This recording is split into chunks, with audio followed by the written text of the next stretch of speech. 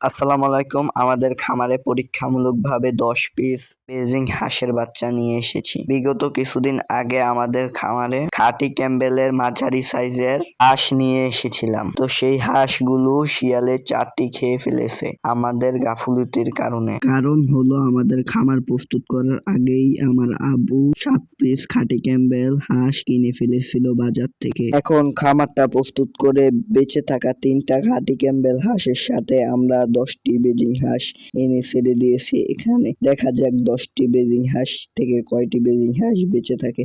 আশা করা যায় সবগুলো বেজিং হাঁসই বেঁচে থাকবে, কেননা বেজিং হাঁসগুলো অনেক চঞ্চল প্রকৃতি। এখন বেজিং হাঁসগুলোকে খেতে দেওয়া হবে। এখন বেজিং হাঁসের জন্য আমরা খাবার দিচ্ছি। ফিডগুলো দিয়ে দেওয়া হচ্ছে একটি বস্তার উপরে, কেননা বেজিং হাঁসগুলো ছোট, বাচ্চা বলের উপর দিলে খেতে পারবে না। খাঁটি ক্যাম্বেলগুলো যদিও বড়, কিন্তু বেজিং হাঁসকে কোনো আঘাত দেবে না। আশা করা যায় টুকটাক সমস্যা থাকলে আমরাই সমাধান করার চেষ্টা করি, কেননা খামারটা নতুন আর এই জায়গা সম্পর্কে আমরা এত বেশি অবগত না, কেননা হাঁস এখানে নতুনই পালন করা হচ্ছে। এই জায়গাটা যদিও হাঁস পালনের জন্য পুরোই পারফেক্ট আছে, কেননা সাথেই নদী আছে, কিন্তু আমরা নদীতে ছাড়বো না। আমরা আমাদের ছোট একটি পুকুর আছে, সেই পুকুরে ছাড়বো। সেই পুকুরে কিছু শিং মাছ ছাড়া আছে।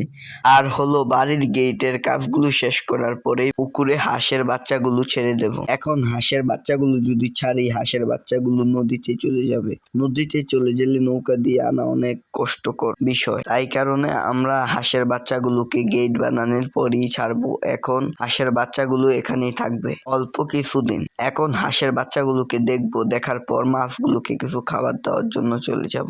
হাঁসের বাচ্চাগুলোকে অল্প কিছু পানি দিয়ে দিলাম, কারণ দেখি পানিতে কিরকম খায়। পানি দেওয়ার পরে হাঁসের বাচ্চাগুলো খেতে এসেছে, আর আদারগুলো অনেক সুন্দরভাবে খাচ্ছে। এখন খামারের ভিতরে যেহেতু ফাঁক ফুক আছে, সেইগুলো খাটানো হচ্ছে। প্রথম বিষয়, খামার আগে নিরাপদ হতে হবে। নিরাপদ হলে আপনার খামার সফলতার দিকে আগাতে পারবে। এখন আমরা চলে এসেছি আমাদের মাছের এখানে।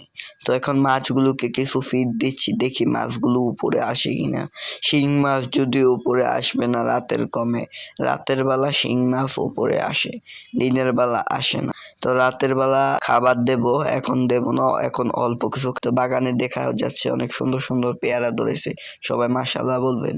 এখানে আমরা অনেকদিন আগেই এই গাছগুলো লাগিয়ে দিয়ে গেছিলাম, এখানে সব ফলই ধরেছে মাশাআল্লাহ। এখানে অনেক গাছ আছে, লেচু গাছ, পেয়ারা গাছ, অনেক কিছুই আছে। আর এই গাছটি হলো হাইব্রিড জাতীয় আমড়া গাছ।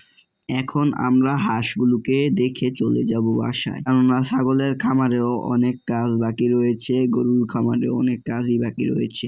এখন চলে যাব আমরা বাসার দিকে রওনা দিতে হবে। ভিডিওটি ভালো লাগলে একটি লাইক দেবেন, আর এরকম ভিডিও পেতে চাইলে আমাদের চ্যানেলটি সাবস্ক্রাইব করবেন।